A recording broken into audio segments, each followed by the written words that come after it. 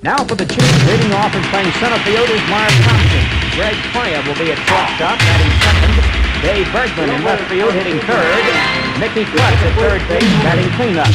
Darrell Jones in right field, hitting fifth.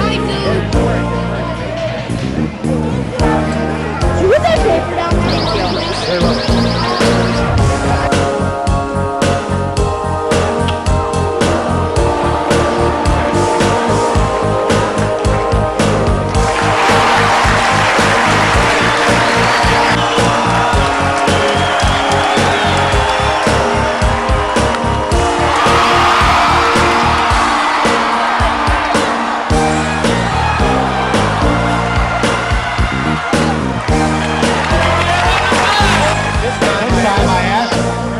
Our attention to the new stadium for a special banner that will commemorate what we have to look forward to.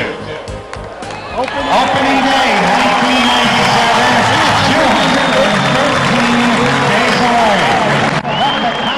The passing of MacArthur Stadium marks a new chapter in the long history of baseball in the Syracuse area. The game is actually older than the city itself.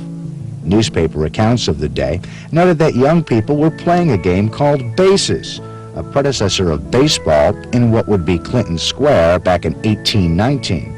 Clinton Square was nothing more than four corners in the site of the future Erie Canal. The waterway was to make a village of 600 people into a city some 20 years later. The game of bases evolved into town ball, and the game was such a nuisance, city fathers had to take action.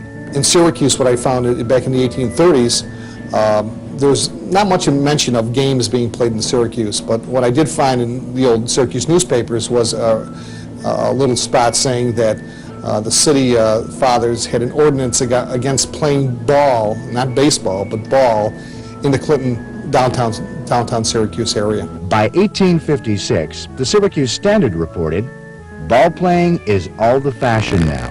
It's excellent exercise, and men as well as youngsters enjoy it." There was no organized teams here until around the 1858 period. And then a men's club called the Syracuse Baseball Club was formed in downtown Syracuse. And it was predominantly more the wealthier doctors, lawyers, businessmen that formed that club. And the interesting thing was in the fall of '57 they chartered that club, and then in '58 they started playing. The life of this first Syracuse baseball club would be a short one. The Syracuse Baseball Club only existed for 2 years. And then, of course, the Civil War made a big part in the change of, baseball history.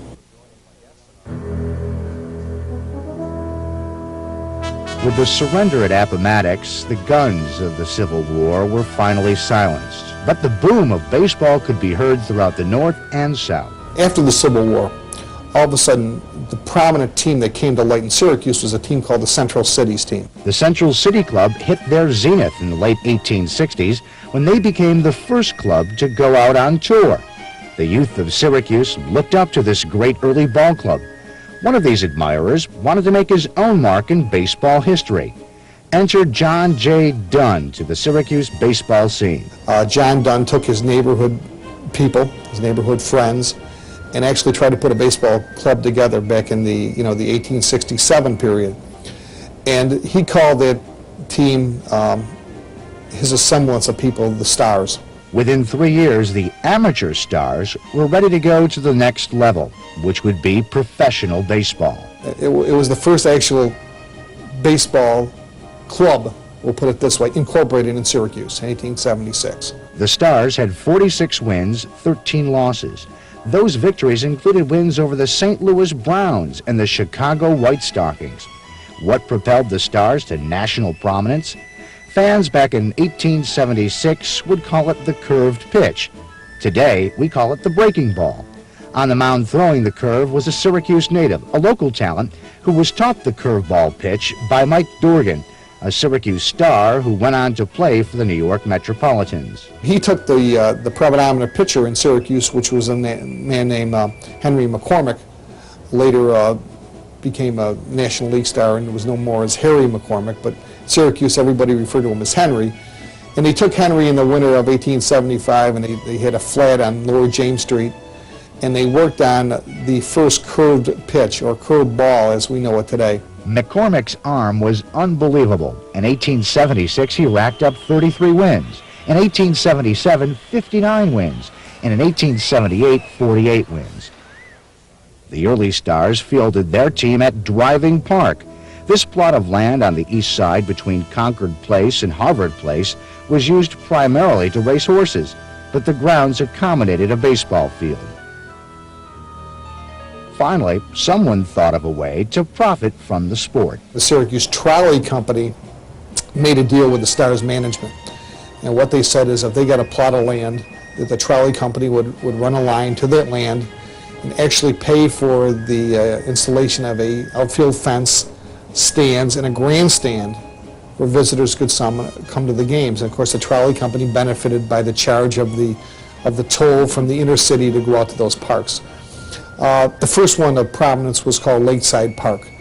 And the best way to describe it today, it would be on the west side of Onondaga Lake, you know, as you go out towards the State Fair out in that area, just at the end of the lake on the west side, pretty much where Hiawatha Boulevard turns to go out to the State Fair. The success of the Stars meant a place in the major leagues and a brand new stadium. What happened was Newell Park was in the south side of Syracuse, off Salina Street. A bigger stadium, more capacity. We outgrew Lakeside Park. Of course, playing in the majors meant major league prices, something even wealthy fans would not support. And it wasn't the quality of the team, okay, which a lot of people had speculated that was a major problem. But when they increased the admission price, they doubled the cost from 25 cents, which had been the normal Stars cost from 1876 through 1878, you know, the glory years of the Syracuse Stars. Professional baseball in Syracuse was gone.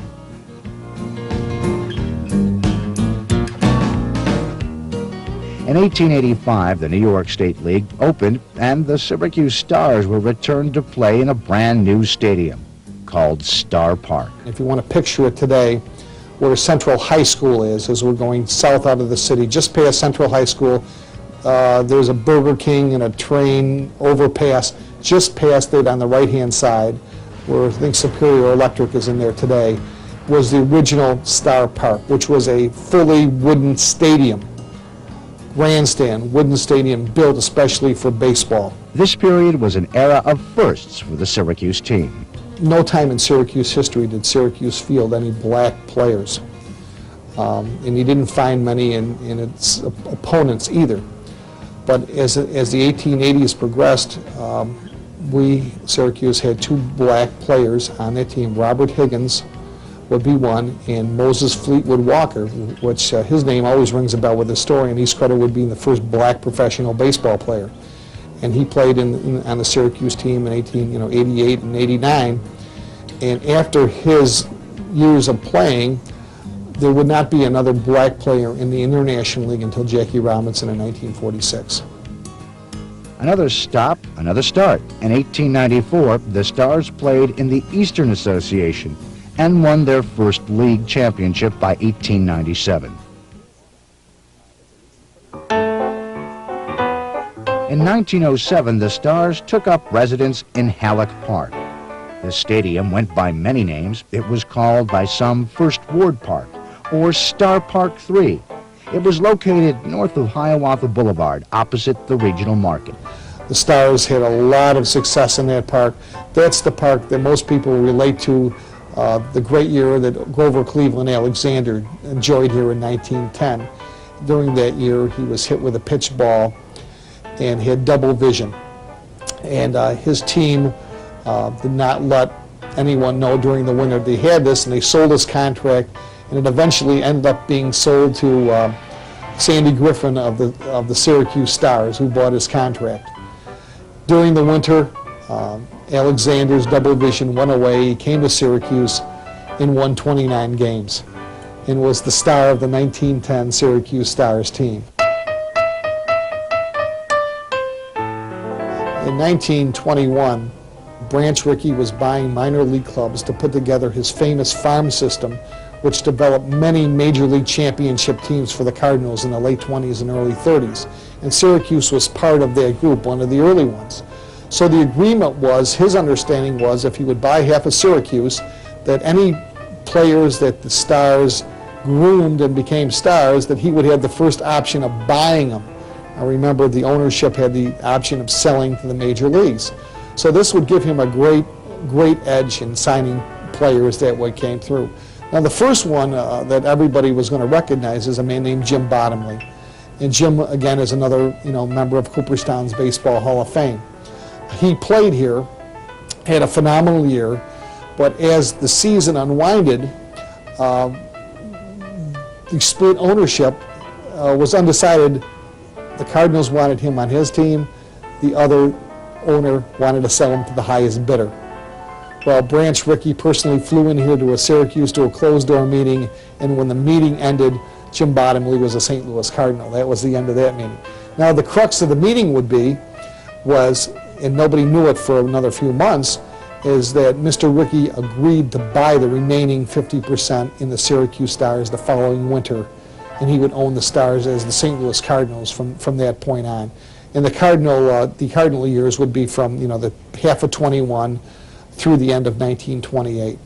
Now there were many great stars that played. The Bottomleys, as we talked about. Chick Hafey, another member of Baseball Hall of Fame, patrolled the center field at Star Park during the 20s. A Chiefs All-Star, George Specs Torpicer, was a second baseman during that period. He was one of the first and earliest people to wear glasses as a professional player. He came here as a star and eventually played a number of years in St. Louis Cardinal era. And then he came back here in 1935 to captain the 1935 championship Syracuse Chiefs Governor's Cup, first championship team. So he would be in that period. If you look at a who's who of the St. Louis Cardinals from the late 20s to 30s, predominantly a number of those people played here in Syracuse. I think my favorite would be Pepper Martin, an infielder. He was known for stealing one of the World Series with his speed against the Detroit Tigers for a number of years. He played here as a Syracuse Star.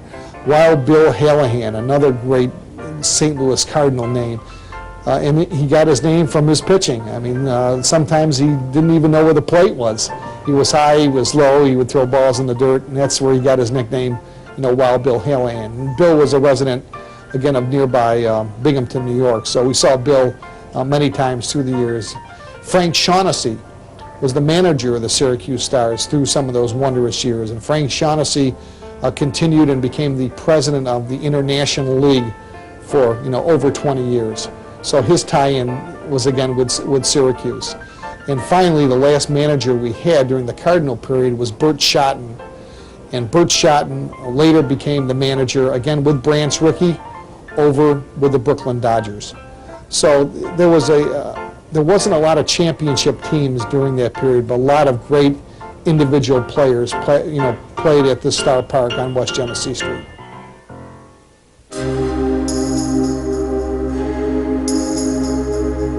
What happened in the 1920s, all of a sudden a new stadium came into the picture in Syracuse, and that would be the final Star Park that was located with an entrance on West Genesee Street that precluded along the side of the what is now State Fair Boulevard, going towards what we know as Carbone Pontiac, across from Sacred Heart Church is the best way to describe it. The size of Star Park would ultimately be the reason behind the final demise of the Syracuse Stars.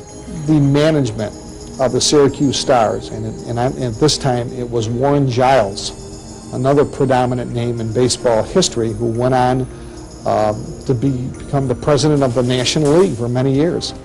At that time, Warren Giles was the president of the Syracuse Stars. Branch Rickey sent him in here in 26 and 27 to get the financial part of the Stars organization together. Well, he asked the mayor of Syracuse that with the Stars and their successes, they certainly would enjoy to have a much larger stadium than Star Park would hold at that time. The mayor had basically no response at the time. Since that stadium was only built in 1920, they figured they had a number of years to go. Well, they asked one more time at the end of 1927, and the mayor jokingly, refused the offer. The next morning, I'm going to say the next morning, they became the Rochester Red Wings as we know them today. And the Rochester Red Wings, of course, the Red Wing means the Red Wings of the St. Louis Cardinals. So the former Syracuse Stars of 1927 became the Rochester Red Wings of 1928.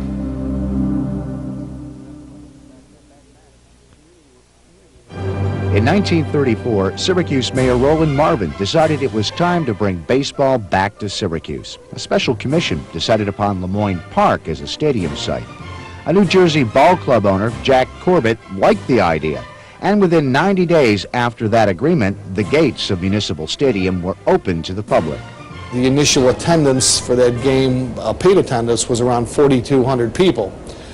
In actuality, it was well over 10,000 people that filled, MacArthur Stadium, which would be at that time Municipal Stadium, that day to watch little Freddie Fussell, the little crafty left-hander, pitch against Montreal, which is of course one of the farm teams of the Brooklyn Dodgers, and eke out a 2-1 victory for our first game back in the International League. By 1935, the Chiefs captured their first league championship Governor's Cup. If you look back at some of the Chiefs' great players, Louis Doc Leggett was the catcher on that team. And back in '63, when we selected an all-time Chiefs team, at that point, Doc Leggett was the catcher. So he was a significant player. Another one would be on third base, we had a player named John Croner who played in the big leagues with Boston and other people. And, he all of a sudden with Torpicer, solidified that infield pretty well. By 1940, the team was sold, and after 2 unsuccessful seasons, minor league executive Leo Miller was hired as general manager. What was brought in his reign would be the addition of the Cincinnati Reds as a farm team. The Reds assigned Jewel Enns to manage the Chiefs. In 1942, the club finished third. But in the playoffs, a pitching staff that included Ewell the Whip Blackwell, Red Barrett, Nate Andrews, and Tommy De La Cruz seemed unhittable, and the team captured the franchise's second Governor's Cup. In 1942, baseball players weren't the only people in uniform. The fighting in Europe and the Far East was well underway. In a show of community support for our fighting men and women, Municipal Stadium was renamed in honor of General Douglas MacArthur. By the end of 1943, the Chiefs were in possession of their third Governor's Cup. By 1946, the club returned to the International League playoffs, and the following year fielded one of the greatest teams ever. The Chiefs were led by the International League's most valuable player, Hammerin' Hank Sauer. He hit 50 home runs. He was voted the Sporting News Minor League Player of the Year. He was given his own night, presented with a car. The mayor was here. I mean, they had flowers, gifts, and it was just a wonderful night just for the Syracuse fans to see what they called as their man being honored. Sauer batted .336, had 50 home runs and 141 RBIs. Among some fans, this team was the best of the best. To me, there's no team that can compare to the 1947 team. To me, that was by far the best team that Syracuse has ever seen. During that period, we talk about the power team Syracuse had, the Mealies, and the Sauers and those type of people. We also had some speed involved during those years, and we made a trade one time, and we ended up obtaining a person named Walter Kazin, who came in and still holds the stolen base record in Chiefs history to this day. Stole 70-some bases in one single season.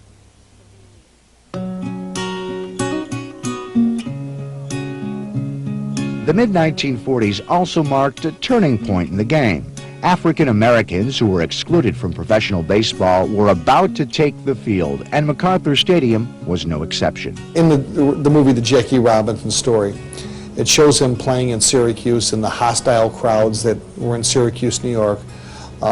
It shows in that movie a gentleman sitting next to the on-deck circle holding up a black cat and saying some derogatory remarks to Jackie Robinson, throwing the black cat on the field, and the cat ran across the field. That's a really great story when you hear it like that. But I really went back and kind of investigated the history of that story and who saw it, how did it actually happen. So I went to the Syracuse newspapers, I went to the Baseball Hall of Fame, and I looked through every Jackie Robinson file there possibly could be. And nowhere did I see this event happen. That was in 1946, and I happened to be the public address announcer for the Chiefs. I have never talk to anybody that I know that saw a black cat. Now, I had a pretty good view of the game. Not to say that we don't turn our heads away from the game once in a while. I understand that they've interviewed an usher a few times who said, yeah, there was a black cat. But anybody that I know that covered the game, we never knew of a black cat. So if anybody asked me, I would say no, it did not occur. If somebody else saw it, well, they saw something most of us didn't see. Dutch Dotterer, who played for the Chiefs in the early 1960s, was just a boy in 1946, but he never forgot that game. I'll tell you a story that is, to me, memorable. Jackie Robinson played his first game here with Montreal. Ev Katz was a pitcher with the club. He took black cork and burned it and put it on his face, and like a black person would do. And I'll never forget, I was sitting there as a kid, and he yelled out, "Hey, Snowball!" And Jackie was walking across, didn't look or anything else, just walked across, and went on to become one of the great ball players of all time. There was talk about that, but I understand somebody was going to come out blackface, and I think I know who it was.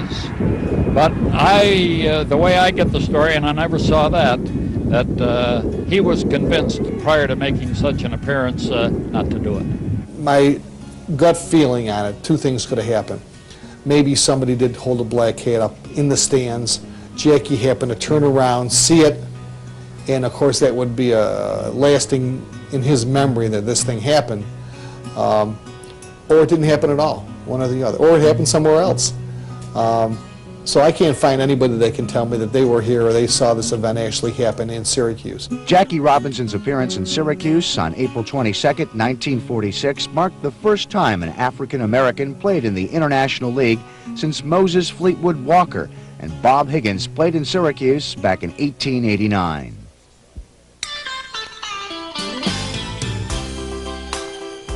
In 1954, Marty Haskey, a local carpet dealer, purchased the Chiefs and signed a working agreement with the Philadelphia Phillies. While in the Philly farm system, some great players wore the Chiefs uniform. Well, we had a lot of young players that eventually went on to play in the major leagues. Jack Moyer would be one that really comes to mind, a nice young pitcher that went on to pitch with the Phillies in the major leagues for a number of years. We had Jack Sanford, who later was a great pitcher with the San Francisco Giants. Catcher was Joe Lynette, who was, I noted in the Syracuse newspapers recently, was voted the Chiefs all-time catcher by the fans, still remembering Joe Lynette. So we did have our superstars, young superstars coming up during that Philly period. Despite 54's championship season, attendance at Big Mac was on the decline. Haskey was looking to sell the club, and he appealed to the city of Syracuse for financial help. A committee, headed up by banker Thomas Higgins, was formed.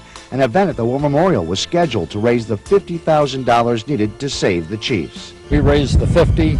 Jimmy Pearsall came up here. We had quite a show at the War Memorial to raise the money. And I just think when the next day we found out the Chiefs were leaving town, it was not a good day. Haskey decided to go with a better offer.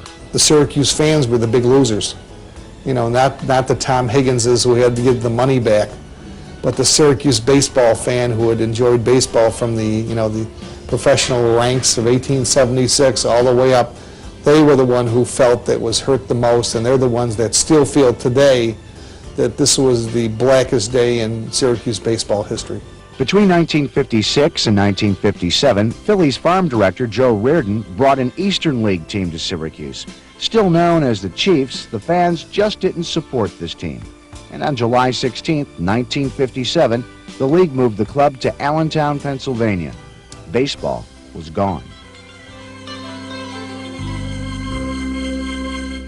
After a 3-year absence, it was time Syracuse re-entered the professional baseball world.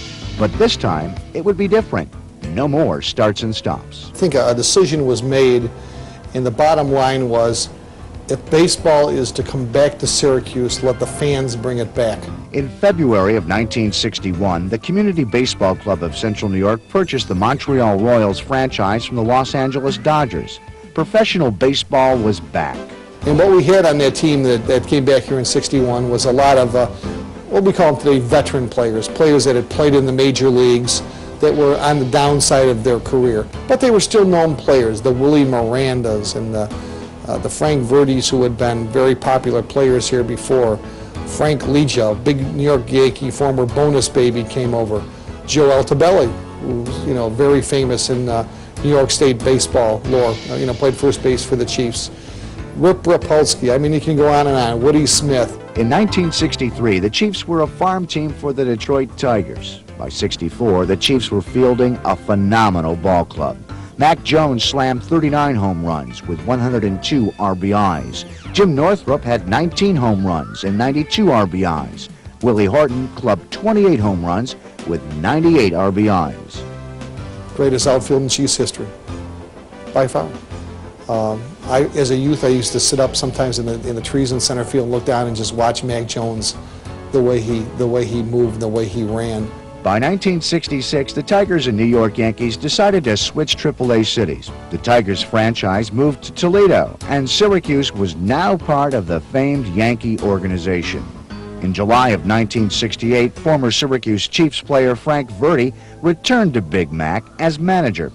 The following season, Verdi led the Chiefs to a third-place finish and their 6th Governor's Cup championship. The Chiefs were led that season by the league's most valuable pitcher, Ron Klimkowski, who posted a 15-7 record. In the first-round playoffs, Syracuse defeated Louisville in the deciding 5th game after breaking a 3-3 tie score in the 10th inning. The game is regarded by many as the finest ever played at Big Mac. What happened was, they always relate it to the home run that was hit in late innings by Frank Baker. But little do fans remember that the previous inning, there was just a sensational catch made by Jim Lytle in center field that brought us to the point where Frank Baker could hit the home run. And Lytle's catch, if you talk to some people were there, they'll say, oh yeah, I remember it now, but that was the one thing that stood in my mind. It got us to the next inning to let Frank Baker have his, and most people, and even newspaper reporters that I've read of the game, quote that as the greatest home run ever hit in Chiefs history. A spectacular fire in 1969 altered the appearance of MacArthur Stadium forever. The blaze destroyed the center grandstand, main entrance, press box, offices, and concessions. The stadium was soon rebuilt, but the architectural character of the earlier structure was lost to the fire. If '69 was a bad year, 1970 was a great one. The Chiefs captured their first International League pennant and won their 7th Governor's Cup championship. Frank Verdi was named International League Manager of the Year. And in his first season as general manager, Anthony Tex Simone captured the International League Executive of the Year. Your best year? Yeah, 1970. Only because I was the general manager my first year. And what general manager can win the pennant, the Governor's Cup, and the Little World Series all in one year and get out of debt? Tex Simone. I mean, there's absolutely no doubt in my mind, and I've spent 11 years of my life just researching Syracuse baseball. And one thing that stands out and that shines above all Tex's accomplishments, and there's no harder worker in baseball than Tex Simone, is that all the years that we were, after we came back in '61, we had some great years with the Tigers. We had some great years with the Yankees. But the ball club didn't make money, bottom line. And shortly thereafter, in 1970, Tex was promoted to the general manager position with the Syracuse Chiefs.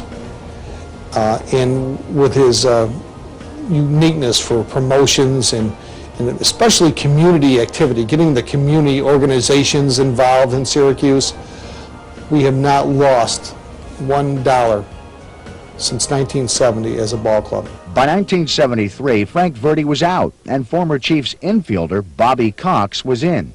Under his leadership, the club won their 8th Governor's Cup in 1976 behind MVP shortstop Mickey Klutz and the 16 wins of pitcher Larry McCall. By 1977, Tex Simone knew the end was approaching fast with the Yankees. It started at a meeting with George Steinbrenner concerning, of all things, weightlifting equipment. We met in the parking lot before a 1 o'clock spring training game, Gabe Paul, myself, and George. And George, when you met with George, George was always the screamer. did all the talking. And he said to Gabe, he says, "You mean to tell me they don't have a room in Syracuse for this weightlifting equipment?"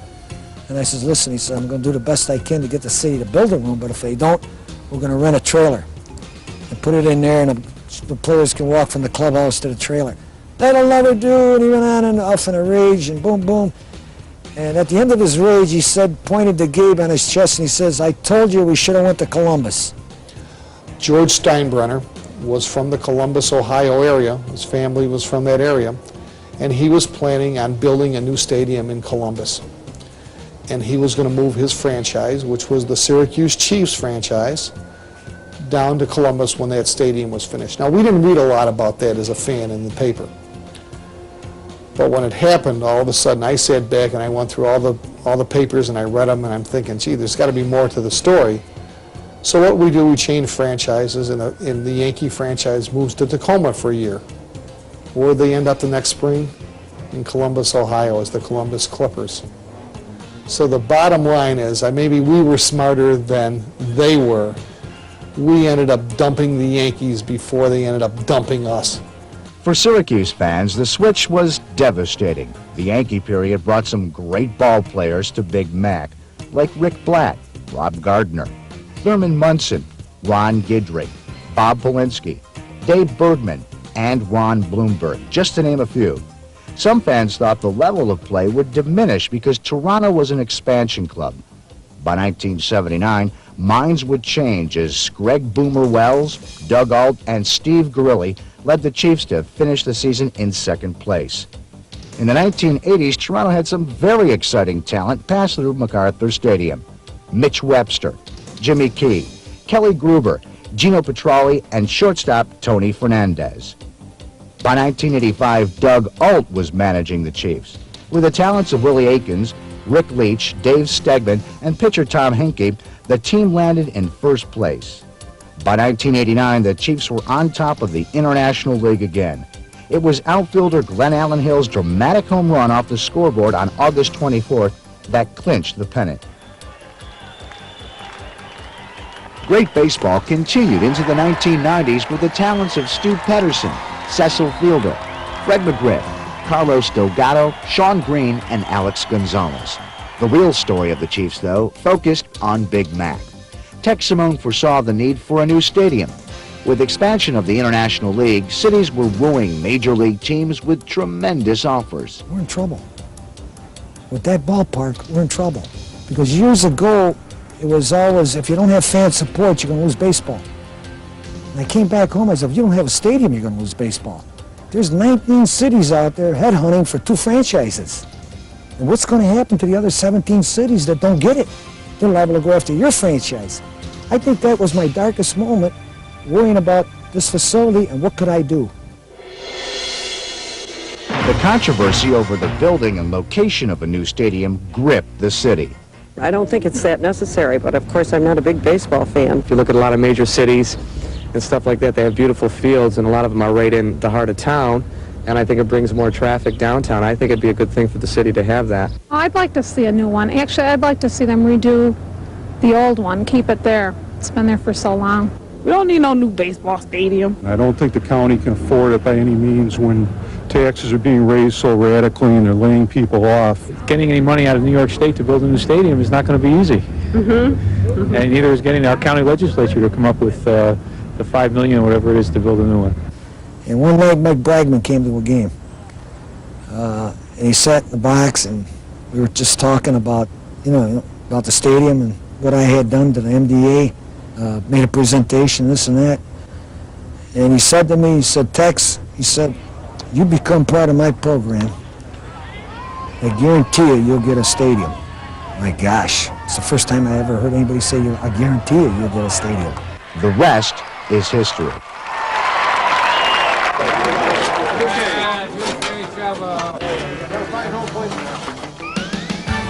It's going to be a first-class facility. And the people, believe me, don't realize, because they've only seen it from this angle. When the Syracuse community goes in the inside of that facility, they're in for a big surprise. It's going to have an impact on this community. And a giant impact, as much as the Carrier Dome in its own respect. Believe me.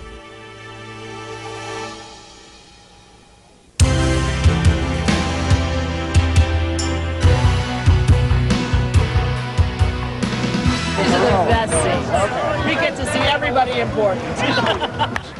You know, my most vivid memories of being up in that booth are playing practical jokes on Joel Marinas.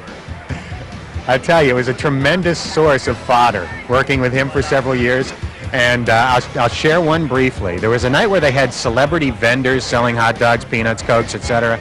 And Steve Grilly, the former Chiefs pitcher who I've also worked with in broadcasting, was one of the peanut vendors. So we set up this elaborate bit with Joel where I began talking early in the game about how Steve was going to test the old pitching arm by throwing a bag of peanuts from the concourse all the way up into the booth, which is physically impossible. But I began talking about this inning after inning.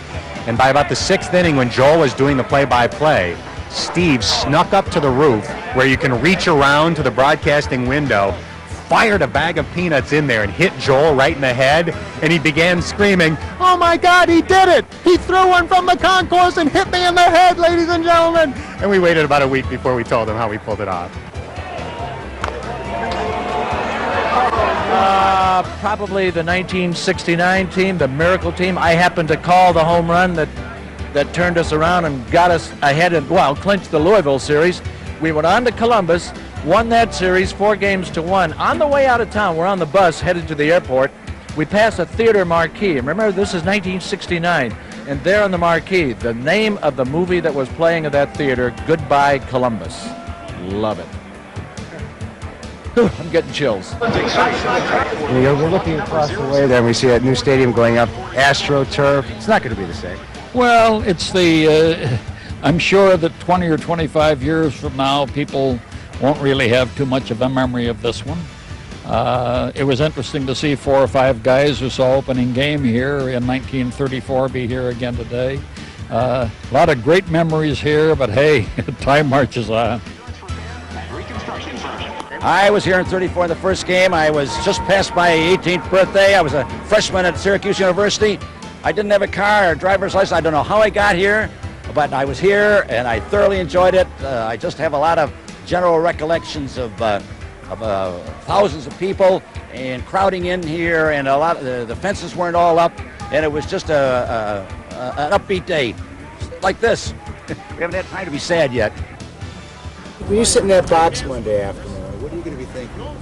Oh, I'm going to have the emotional feeling, okay? You know, us Italians are real emotional.